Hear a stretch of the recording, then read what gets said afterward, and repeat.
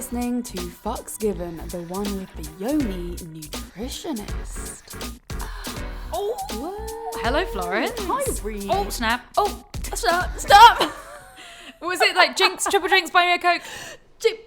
I was so shit at that. I never did those. Me too. Yeah. I never ever won. I'm just not quick enough. Yeah. Not quick enough. Absolutely not. Just fried my brain. Cabbage over here. Yeah. How are you? I am well.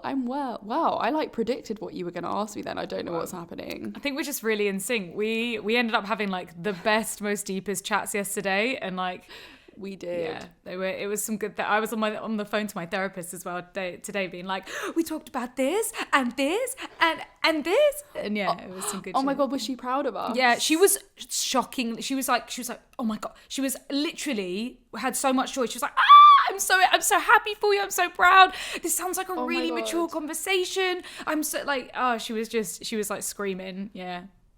There's nothing better than when your therapist is proud of you. When your therapist is proud, apart from when dad's proud, but daddy issues. Oh yeah, when dad's proud, it is the best. Yeah, but when the therapist is proud, oh my god, and you can hear like the excitement. You're like, wow, I did good.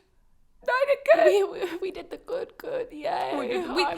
We did the good. So yeah, I think we're just in sync right now. It's just we're so in sync. We hung out all yesterday. But in answer to sorry, that wasn't in sync. We're out of sync now. We're out of sync.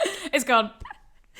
It's gone. In answer to your question, I'm very, very well. How are you, Reed? I'm good, thank you. I had a therapy session this morning, so yeah, feeling a lot lighter and more. I could deal with the world again, which is nice. Yay! Dealing with the world is great. Yes, I love that. Yes. Do you have any exciting updates? What's been going on your side of the life since? Well, in the theme of this week's episode, I did want to talk a little bit about my vaginal health stuff that's going on at the moment. Yes. Since I got back from America, I started getting bleeding after sex. And obviously that's a bit of a warning sign. It's not great if you're bleeding after sex. You should always go to the doctor and get it checked out. Absolutely. So that's what I did. So I went to the doctors and got it checked out, and she kind of just said to me, she was like, keep an eye on it, and if it keeps happening, then book to come back in, and that I can give you your smear test a little bit early and get all that stuff checked out as well. Nice. And it continued happening, so I was like, better get my ass back to the doctors.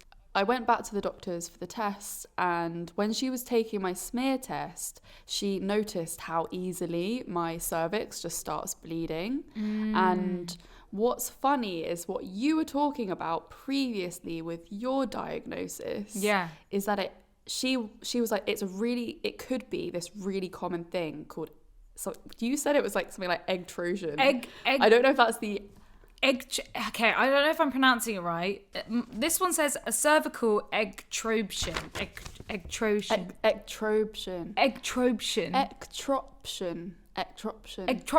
Is that what it is? Ectroption. There's also, it says in brackets, cervical erosion. People will know what we're talking about. If they know, they probably know, you know? Yeah, so a cervical ectropion, we think, is how it's pronounced. That is so interesting. But I also think it's like, we're talking about female health a lot, and we suddenly, everything got blown up about endometriosis, and we learned more about it. And I had several doctors say that I might have endometriosis, because I think it must have just been a whole new bit of information that went out and all the doctors knew about. And I think maybe the same things happen with this egtropion, where maybe they've just been taught like, oh, instead of endometriosis, it could also be this, so stop sending these poor girls to go and get like laparoscopies and shit. But it's so hard to know. Like, how do you fucking know? I don't know. So with me, she's booked me in for a cervical scan just in case that it's anything else. So I'm getting my smear test results back, and I'll also go in for a cervical scan in case it's any like cysts or polyps, I think, which can also happen. I did mine the other way round. I did the scan first, and then I had the colposcopy. Yeah. And same thing. So she was saying that she thinks it's an ectropion, whatever it is. Fuck. Ectropion. She also did a smear test, and she mentioned it could be HPV as well, because again, similar thing where it's pain and bleeding around, like, between periods and after sex specifically. So an ectropion, fuck. I don't have the exact same thing as you either. I'm like, I just have the bleeding, but no pain. But it could and just... it's only after sex. Yeah. I mean, we might have the same thing, or we might have something different. It's so symptoms are so different for people. Like, maybe if we have the same thing, maybe you just don't experience the pain because maybe you just don't have, like, the nerve endings in that particular bit or something like that. Pain is so weird anyway down there. Because the pain that I feel doesn't feel like it's in my vagina or in my uterus. It feels like it's in my back, like in my rectum, in like a very different place. And I don't know how to explain it. It's like deep in there. And of course, pain manifests in like crazy ways, you know, when you hurt your shoulder and your lower back hurts and all stuff like that. So like the solution for this, she told me, is that you get the cells frozen off. I heard burnt off. That's interesting. I thought she told me freeze. Maybe, I know that you said that, and then it made me, because she definitely said freeze to me. Well, maybe. I mean, it's going to be the same thing, right? It's just that they've said it in a different way. Yeah.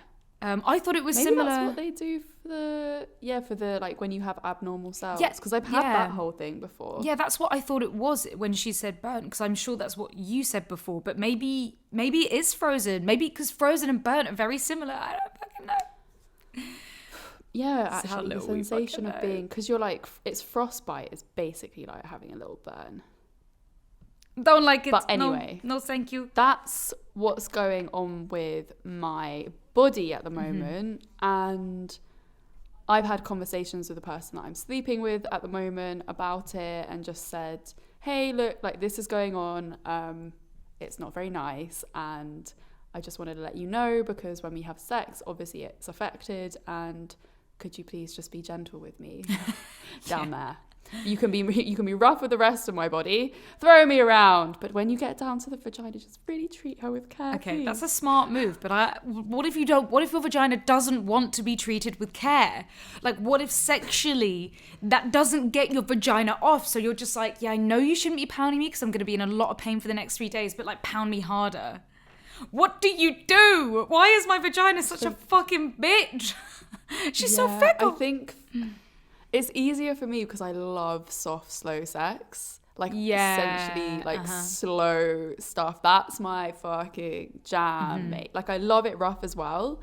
But, like, the slow, sensual really gets me off. So I think I'm okay with the, like, hey, let's just slow down a little bit whilst this is happening. I think you saying that is really turning me on. So maybe I just need to try and slow things down a bit. Oh my God, slowing things down is the hottest thing. Yeah. And it's also like a new thing that you can try with Sam. Yeah. I'm sure you actually did slow it down before, and you were like, oh my God, Florence, I've changed. I love slow sex. Yeah. I do remember we've done it before, and it has been very good. But it's so hard to go from like something that I masturbate over, like the pace, I just want it to be intense, you know, like we were talking about sensory deprivation. I like sensory overload. But you can get that from slow sex, I think. Yeah, because, Oh, okay, all right. I'm going to try it. I'll try it. Got this. Little, like, we got to be good to our vaginas whilst they're going through all this stuff. It's like, I think it's really important. It's perfect timing as well, because I'm taking Sam out for a date tonight. It's a secret surprise date. Oh, that's going to be cute. It's going to end in some nice, slow, romantic sex. Yes, although we say this now and then sometimes it doesn't. And then you're like, oh, okay. Oh, yeah. But that's okay as well. Especially if like one of us doesn't want to bang. So true. So okay, just communicate.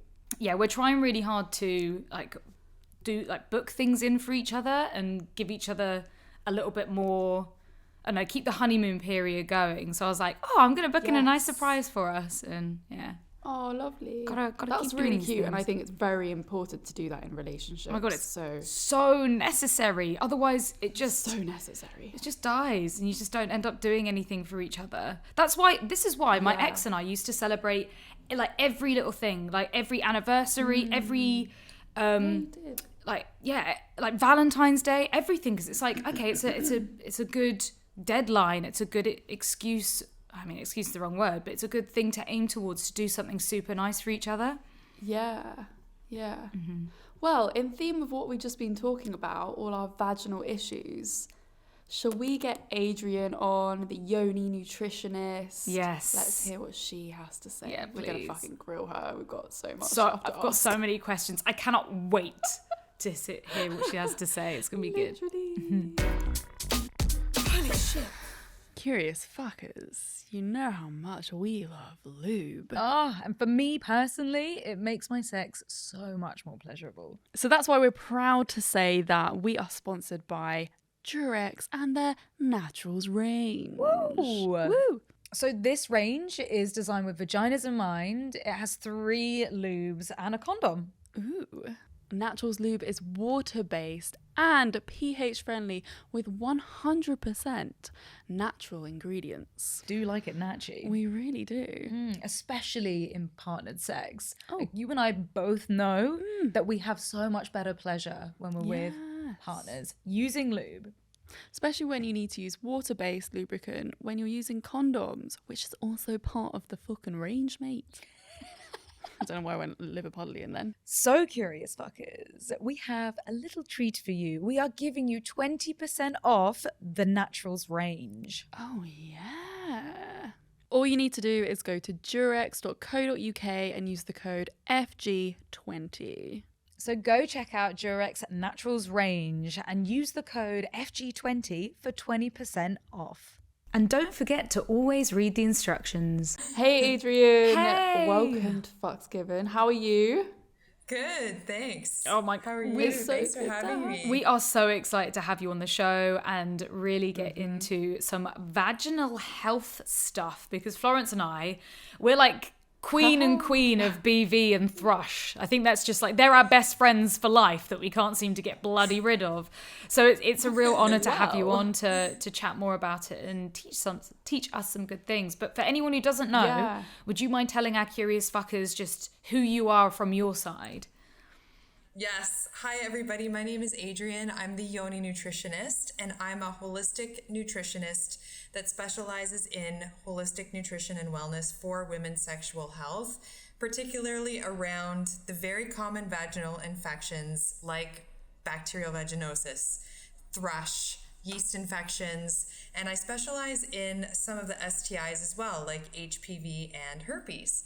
Because I have struggled throughout my life with all of those things, and like you, I'm the yeast girl. Like I have struggled my entire life with yeast infections, and I got diagnosed with both HPV and genital herpes, which is HSV2. I've had them for about 20 years, and I've struggled with BV and UTIs and all of the things in the meantime. UTIs. Ugh. It's just so frustrating because the only thing that we can do is go to the doctor to get medication to treat this stuff when we get these infections. And it got, for me, the reason why I started doing this work was because I went through something called candida overgrowth, which is like a yeast infection that took over my entire body.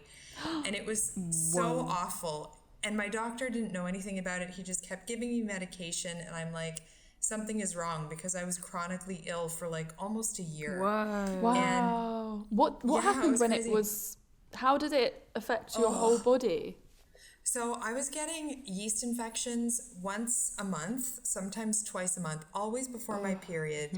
I was getting cystic acne on my forehead, and this was when I was in my mid-30s. And I was getting this crazy cystic acne on my forehead to the point where I was embarrassed to go out in public.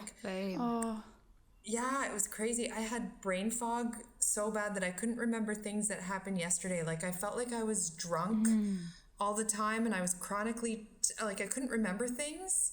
And I was chronically tired, and just even though I slept all the time, I had this crazy sinus infection that just wouldn't go away. I got BV2, and I was like, what the fuck is going on? So I kept going back to my doctors, and he's like, I don't know, here's a prescription, like, that's it. Was he a dude? And I was like, yeah. Oh, of course. Yes. Even better. But it was so crazy. And then I was like, there's something wrong with me. So I really just took it into my own hands to do my own research. And when I discovered it was this candida overgrowth, and that all I had to do was do a special elimination diet, I was like, that's it. Like, in comparison to the suffering I've been dealing with, because it didn't only affect me physically, it affected me emotionally, and it affected my relationship and my sex life and my work. Like, my boss even pulled me aside and was like, are you okay? Like, something's off. changed with you. And I'm like, I honestly don't know what is going on. So people underestimate how much these things affect your whole self. Yeah, It's not just your vagina. It's like every aspect of your life, your core.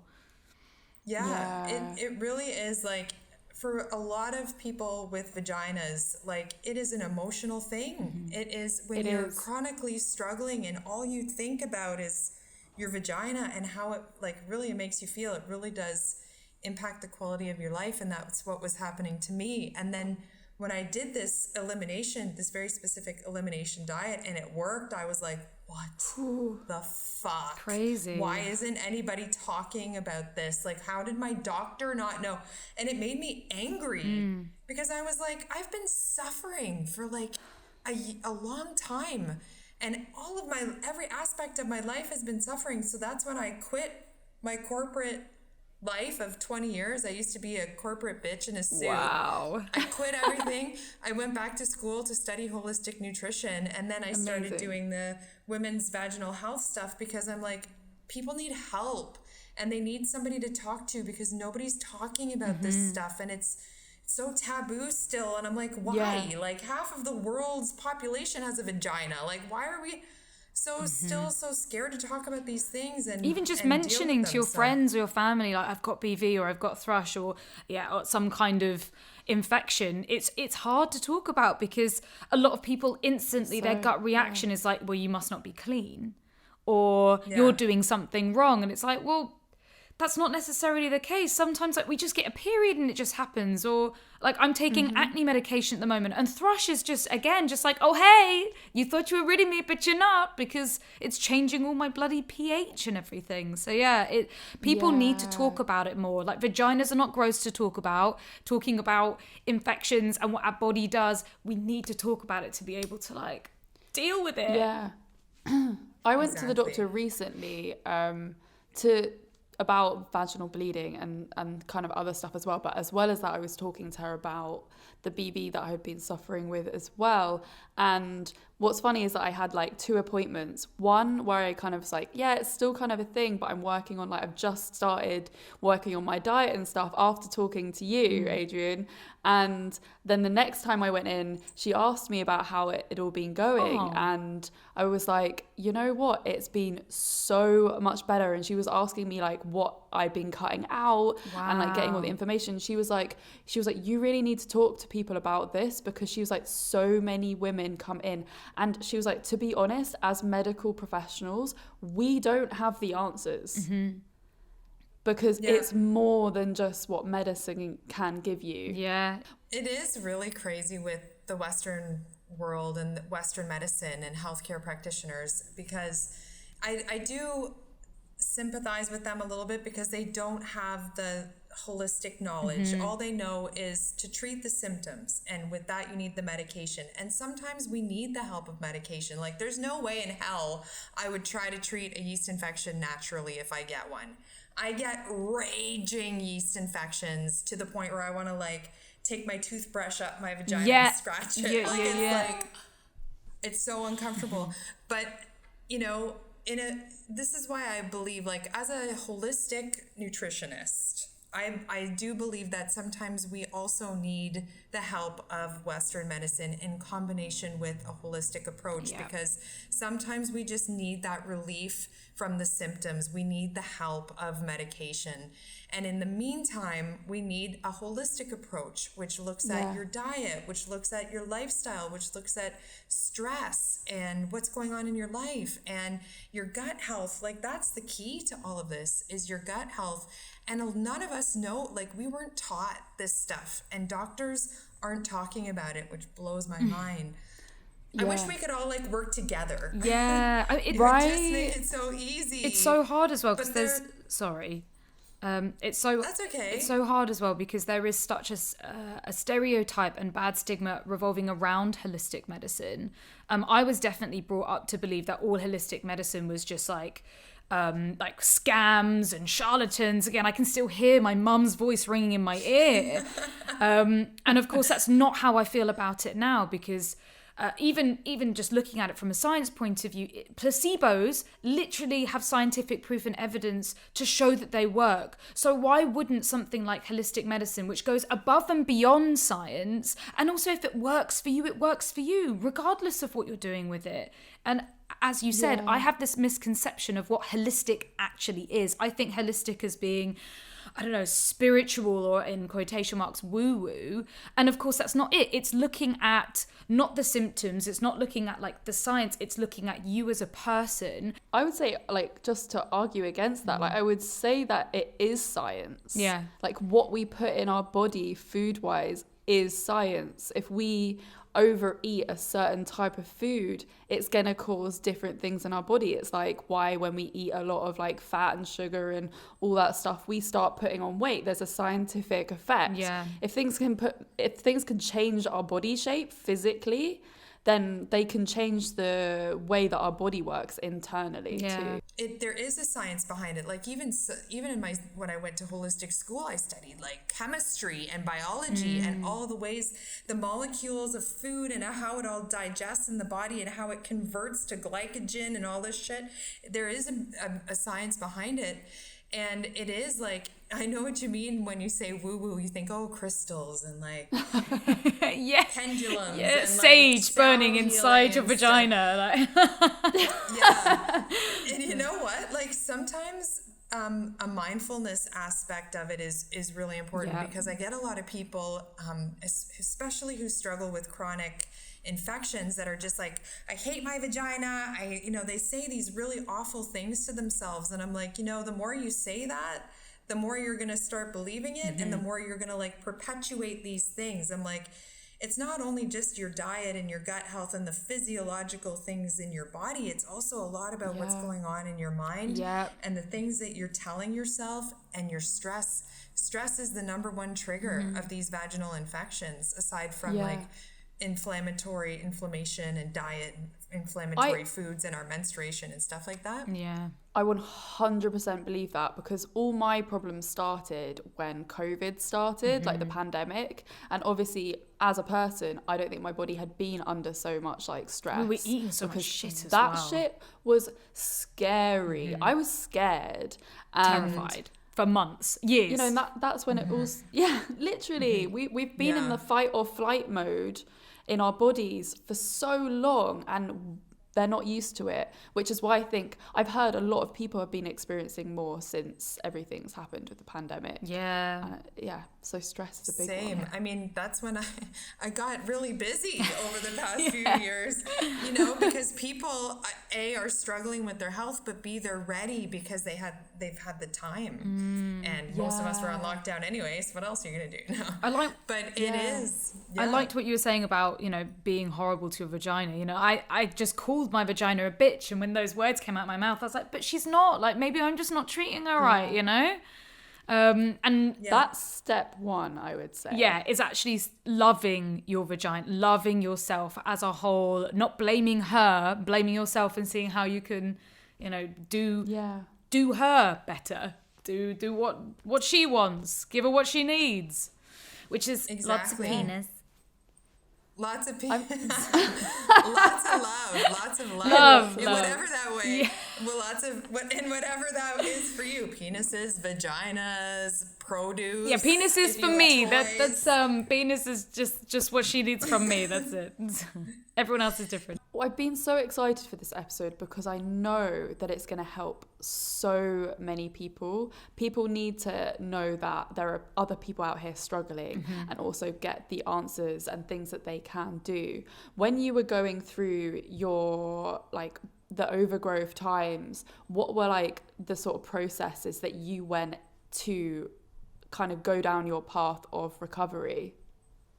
So I just really had to do a lot of my own work and research and learn about all of this. And it was a lot of trial and error for the past few years. But I did, because I had candida overgrowth, I did a candida elimination diet. And I had no clue what I was doing at the time. I just did it on my own. And when it was a 6-week pretty strict elimination diet where I was cutting out all of the crap foods that were causing this candida overgrowth and just like eating whole natural foods. So for example, I cut out like the inflammatory foods, which are gluten, dairy, and sugar. Any kind of like anything that had sugar in it, I cut out. Alcohol, caffeine, and whenever I tell people this, they're like, oh my God, that sounds horrible. It wasn't. Like it was at the beginning very difficult, but you get used to it. It's an adjustment. It's an adjustment, yeah. But like the way I was feeling, this was easy, and there was no other choice. I was just like, okay, I'm like, when do I start?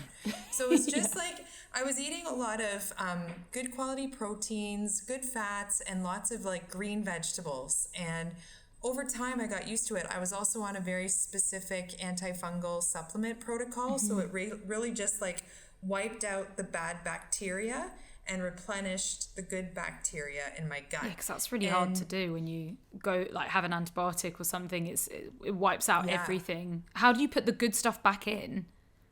With the food and probiotics. Yeah, the food. So it's all about like digestion and food combining and eating specific foods in a specific way so that your digestion starts to optimally function so that you can eliminate all this bad shit literally and then replenish the good stuff. And within 4 weeks my skin cleared up. That cystic 4 acne. weeks, wow. Yeah, I stopped getting yeast infections. That sinus infection that I had went away. Whoa. And I could think, like I had more energy and I could think clearly and I could remember things. And I was like, what in the fuck? And at the beginning, like I was in a relationship and my boyfriend at the time said to me, like, do you think all of this stuff could be your diet? And I was like, nah. I eat healthy. No, I don't believe in this holistic woo-woo stuff. Like I eat pretty healthy. No, I was not. I was living in Switzerland actually at the time, and I was eating all the cheese and all the chocolate and all the bread and all the beer and wine and basically all of the things that were feeding this candida overgrowth, causing it to get worse. What are those the main things that cause overgrowths and the candida? Like what else? Like could you list them off so we can know them clearly? It's sugar is the worst. Sugar is the worst. No. So the sugar is the worst, but the 3 main inflammatory foods are gluten, dairy, and sugar. Those are the worst. Those are the ones that I tell everybody to cut out at the beginning when they're just starting their vaginal healing journey. So those are the ones that are the worst. And then anything that's like saturated fats, junk foods, like overly processed, pre-packaged foods, because there's so much crap. Like all these artificial ingredients you can't pronounce are just like the worst. My rule is like, it's pretty simple. If it grows, eat it. If it doesn't grow, don't eat it. Yeah. Like over the years now that I've been doing this for a while, I've like literally revolved my lifestyle around my vagina and my diet around my vagina because I have to. I'm super sensitive. And my vagina is very important to me. My sexuality is very important to me, and I feel really confident when my vagina feels good. When my vagina doesn't feel good, I'm just like, wah, wah. Yeah. Like I want to crawl under the covers and not come out until I feel You know? exactly the same way. When I was like really suffering with my BV, it was affecting how I thought about my body, like how confident I was in the bedroom. I was just like, I feel gross, like I don't want people to go near me. I'm ashamed. I was ashamed of myself and my body, and that is a horrible place to be in, especially when you love sex and you like love intimacy and you want to be around people. It's such a big barrier. When it comes to sex as well, are there any other things that you would implement in your sex life to be better for your vaginal health as well?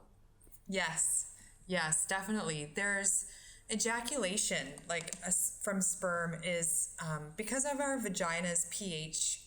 Especially if you're struggling with BV, this is really important to understand, is our vaginas are more on the acidic pH scale.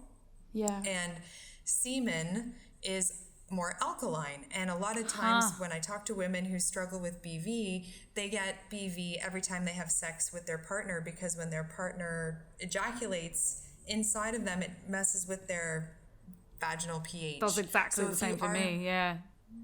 Yeah, like if you are struggling with BV, you might want to try, and I know it sucks because it kind of takes the fun out of it, but you might want to try to avoid ejaculatory sex for a bit until you get it under control.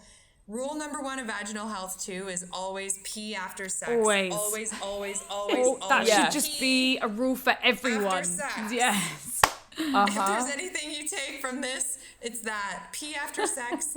And never mix B to V, which is bum to vagina. Never, ever. If you care for your vagina, don't do it. I mean, it's fun and we all do it occasionally and it's hot and sexy because it's the naughty thing to do.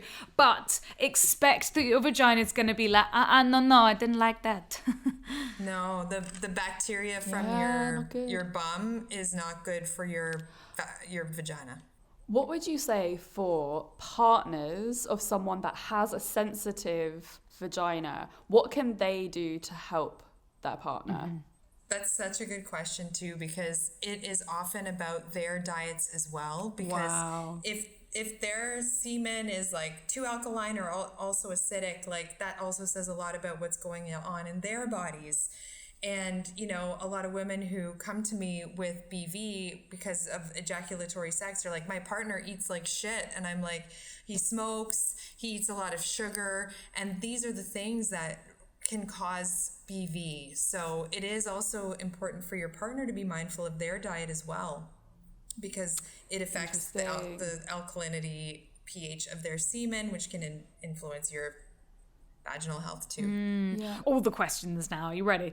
I wanted to ask about drink. We've spoken about food, but drink, I mean, I know you mentioned alcohol, and we all know that alcohol is not going to be good. I'm sure that that's when I've had really bad flare-ups before, when I've been drinking consistently each week, or like on a regular. For me is the devil. Wine, not great. Is there anything you can suggest, recommend for drink, and what to avoid? Yes, clear alcohols, clear beverages. So it can be a bit of an adjustment, especially if you're used to drinking sugary drinks or wine, because trust me, I love my wine too. It's the fermentation in the wine too it's a bunch of things in the wine. There's the sugar, the fermentation, and then it can also mess with your hormones, which isn't a whole nother topic, but that's interesting. BV, clear alcohols like vodka, tequila, and gin mixed with a soda, just clear, sugarless, low sugar soda with some lime and some lemon and maybe some herbs or something to give it some more flavor. And if that's what you should have, right? Yeah, that's not what you should avoid. That's what you should have. Yes, this should. Or not like should, but like if you want to drink, this is the best. Alcohol advice from Florence. Yeah. And if you need a little bit of sweetener in there, like you can always put some stevia in there. That's natural, right? Stevia, agave. Honey. I was gonna not too much, just a little bit. Little taster. What about things like kombucha and kefir? This is a bit of a controversial topic because, you know, these things are promoted to have a lot of probiotics and they're really good for you and they're really good for your gut health. But when you struggle with vaginal infections, particularly yeast and BV infections, fermented foods and fermented drinks like kombucha, kefir, and even sauerkraut and kimchi and those things so delicious. are actually really bad for you because what's happening is the fermentation from the foods is feeding the fermentation in your gut and it's causing fermentation. It's like that fermentation can trigger or make your vaginal infections worse. Shit. So it's good for the gut, but not good for the vagina. I believe this as well. I cut out like so much stuff, and then I kind of forgot about things like one day, and I had a kombucha immediately after I had BV, like a small flare up, and I was like, what? It was the sugar in it first, and then the kombucha. The fermentation. I mean, if you don't struggle with vaginal health issues, I mean, these things are okay. But if you are getting chronic yeast and BV infections, particularly, you want to try to stay away from these fermented foods and drinks because it actually can make it worse. So I know that when I was having IBS problems, they really recommended the FODMAP diet and trying to cut all these stuff out for a period of, because in my mind, I didn't want to do it because I thought I have to give up these things for forever. Is it the same with vaginal health where if you're having issues, you could give them up for a little bit and then it resets and then maybe you can start reintroducing things back into your diet and see if they're okay for you? Or is it like, that's it, you got to give it up for good? No, it's the first one you said. Okay. Like, it's all about moderation. It's not like you don't ever need to, like, it's not like you have to never eat pizza again. Like, you should be able to eat these things without it triggering an issue, but once you clear up the issue. Yeah. And it takes a little bit of work and time and patience and consistency and discipline. But afterwards, it's all about moderation. Like, trust me, I will crush a pizza like twice the term a month, crush is once so a month. Good. Like, yeah, like I love to indulge. Like, I love bread but I love ice cream, but like I'm not eating it regularly. I only treat myself once in a while because otherwise I'm miserable. Like, you have to enjoy your life. But like when I was going through the worst of my vaginal health issues, I didn't eat, like, especially when I was doing the elimination diet, I wasn't eating any of those things. But afterwards, you can slowly start to reintroduce these foods back into your diet and enjoy them in moderation. But you just have to be mindful of how it makes you feel after. Like you were saying, Florence, earlier, like you drank a kombucha and then all of a sudden, you know, like your body will tell you very quickly if it doesn't like something. Just have to be super especially aware. Your vagina. Yeah. Yeah. She's good at communicating. She is. You just got to listen. That's the hardest part. Yeah. That's the hard part. We actually have some questions from our curious fuckers. More we put out on our okay. stories. Yeah. The first one's making me laugh. The curious fuckers are asking, does eating certain foods like pineapple really make it taste better for someone going down on you? I'm dead. So funny. I've heard that a lot lately when I tell them what I do. They're like, oh, pineapple, huh? I'm like, yeah. Yes, it is. I think there is a certain property in pineapple that does help to enhance the taste and smell of your vagina. Nice. Even so sperm, interesting. Do you know what it I forget is? what it's called. No, I forget what it's called. In pineapple, funny. but celery too. Celery's also good. So someone asked, how can I keep my vagina smelling fresh? Which I think is an interesting one. It's really your diet and drinking a lot of water, like a lot. So thirsty of after you water. said that, but Yeah, because I think Florence too. Like, wasn't that your experience too? You said you started drinking more water when you were going through your BV stuff. It's just like tons of water. Making sure you're eating the rainbow of fresh fruits and vegetables, trying to stay away from too much fruit because fruit has fructose, which is sugar, and even though it's the healthy sugar, it's still sugar at the end of the day, the way it's digested. Yeah, you don't want to be having 5 a day, right? 5 fruits a day. No. It's like, mix those with the vegetables, guys, please. Vegetables, more vegetables than fruit for sure. But like making sure your diet is, you're eating a whole foods diet for the most part, drinking a lot of water, managing your stress, just trying to make sure you're taking good care of yourself. And that's over time. Oh, probiotics are also really good. Are there any particular ones you can recommend, probiotics? Because there's just so much out there. There's so much out there. I usually recommend a women's health specific probiotic because they've got all of the different strains of probiotics in them. Some of the most important ones are Lactobacillus rhamnosus. If you remember anything from that, just think of rhinoceros. That's good. There's a couple other ones that I forget exactly what the names of them are, but Lactobacillus rhamnosus is particularly important if you get BV. But I recommend 25 to 50 billion CFUs. That's the measurement of probiotics. If you are struggling with, or you just want vaginal health maintenance, I always take a 50 women's health specific probiotic supplement blend. Do you do that every day? There's lots of them out there. Every day. Yeah, Can you I overdo take it before I go to bed. Sorry. Yes, you can. And actually, there's a version of BV, it's called AV, which stands for aerobic vaginitis, which means you have too much good bacteria, and that is even worse than BV. No. Yeah, No, please. It is like, What?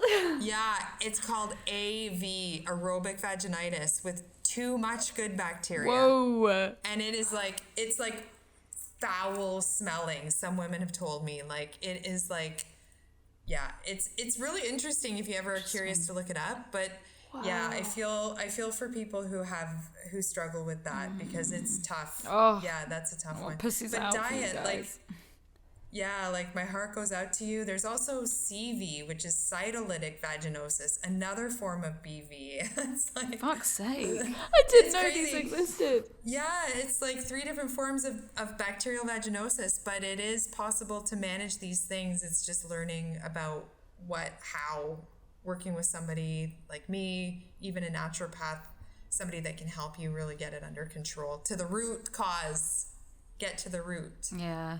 This is a random add-on, but like, what do you think about douching? No, oh God, no, douching.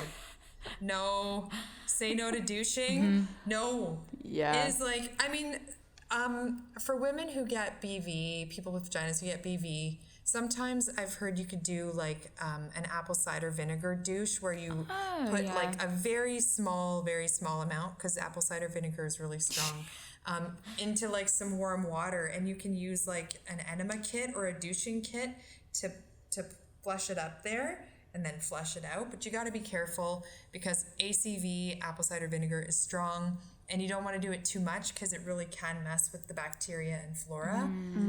I've heard of hydrogen peroxide douches, but I've never tried that, and I don't know enough about that. But some women with like chronic BV will try that, but I don't How much is too often for those kind of things? like every day. I would say like if you notice the BV coming on, a yeast infection coming on, maybe doing it once. Yeah, and then not for months.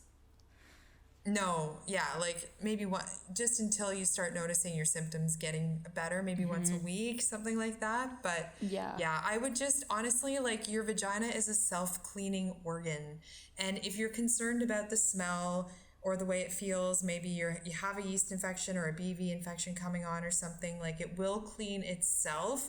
But if you need just a refresher, try the essential oils. Yeah, I have heard about putting apple cider vinegar in your bath as well. That can be really good. And so anal douching, is that okay? That I think is okay. Like rinsing with water before you have anal sex, I think, yeah. Okay.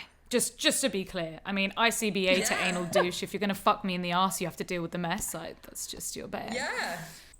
Another question we had in is, what is microbiome? Ooh. That's a good question, because I think everybody's probably heard of a gut microbiome by now, which is like, the gut is the home of like thousands of different bacteria and fungus, good and bad. both with all kinds of different things, like functions, usually nutrient absorption and digestion, and making sure that they're fighting off viruses and all the things, working with all of our systems to keep everything nice and healthy. The microbiome is kind of like, think of it as like a greenhouse in your gut. We have that in our vagina too. Our vagina has a microbiome in our vagina, and it also has lots of good and bad bacteria, fungus, and it's responsible for fighting off infections and like keeping a nice harmonious environment when like foreign intruders like penises, penises and sperm and like not clean sex toys. Also, side note, make sure you're cleaning your sex toys after use, definitely, sometimes before. Yeah, I'm positive I was giving myself thrush again by not cleaning my toys properly. Just like leaving them on the side and then being like, okay, I'm too lazy to go to the bathroom. Bloop. Yeah. One of the times I got PV was from an unclean sex toy. Oh, motherfucker. It wasn't unclean, it was just the material, and it had collected bacteria while I had stored it. Yes, yeah. So you got to be careful with that too, storing it properly. But yeah. That's interesting. So yeah, our vaginas have a microbiome that's responsible for protecting our vaginas from infection. Oh my god, this was so amazing. So I think this insightful. episode is going to have helped so many people, and that excites me beyond belief, because we all know the struggles and we just want to spread the awareness. I would really love to encourage people to get in touch with you as well and like get all your knowledge, get your handbooks, your guides, because they are so extensive and amazing and really, really useful if you are going through all this stuff. Where can people find you? So my main hub of communication is my Instagram, which is @YoniNutritionist. And I also have a website, which is yoninutritionist.com, where I have all kinds of other information. I have a free Yoni Health grocery list. Amazing. That you can download. I'm on TikTok as well, but Instagram is my main hub of communication where I've written and created like 500 posts that are so valuable and will just give you a lot of information that you can research on your own. And then when you're ready to do the work, I can help you. I've got 4 different online guides and programs. I've got my own candida elimination diet. It's called Fuck Candida because it's so annoying. I have a BV elimination diet, which Florence, you were doing. I've got my Healing Herpes Holistically guide and my HPV healing guides, and they're helping a lot of people. And it's based on my own experience with healing my vagina from all these things, and they're now and my education and experience as a nutritionist, but now these things are helping other people, and it's just amazing. Oh, that I'm sounds so excited so good. for everyone that just listened to this episode. Yeah, and people can book one-on-ones with you and like, so good. My vagina's feeling happy and healthy already. Whoa! Thank you. It really helps to talk to somebody who's been through it all, because like sometimes, like we've said, doctors just don't know. There's just such a huge gap. Yeah. And things like with the shame and stigma with these vaginal health issues, particularly with STIs, I used to talk to my therapist about it, and she would never really understand what I was going through. So it's really helpful to talk to somebody who's been through it. Yeah. And is on the other side feeling good. Yeah, amazing. It works. You are living proof. This stuff 100%. works. Well, thank you so much for coming on the podcast. And yeah, curious fuckers, we hope you've enjoyed this amazing episode. Of course, if you have, share it and spread it wide. Tell everyone. If you know a girlfriend who's got some issues, just send it that way. You know, it might change their life. I feel like we should just share this episode with everyone that owns vaginas. Yes, please. And penis owners as well. I'm sure they deal with a bunch of shit and don't even talk about it more so. Yeah. You know what? It's I helpful think for them to know this. it really is, and I feel like it will make our shame when dealing with these issues so much less if our partners and the people that are going around having fun with vaginas, if they knew about it. Yes. And of course, like, if you want to stay in touch with Florence and I with Come Curious, find us on Instagram @Come Curious, as well as our personal accounts, Reed Amber X and Florence Bark. And remember to give this podcast a rating and review it. Let us know what you think, because it really helps us get into more people's ears. Thank you for being here, curious fuckers. We will see you next Thursday. Yeah, baby, like and subscribe everybody. if you're on YouTube. Bye. And bye. Bye.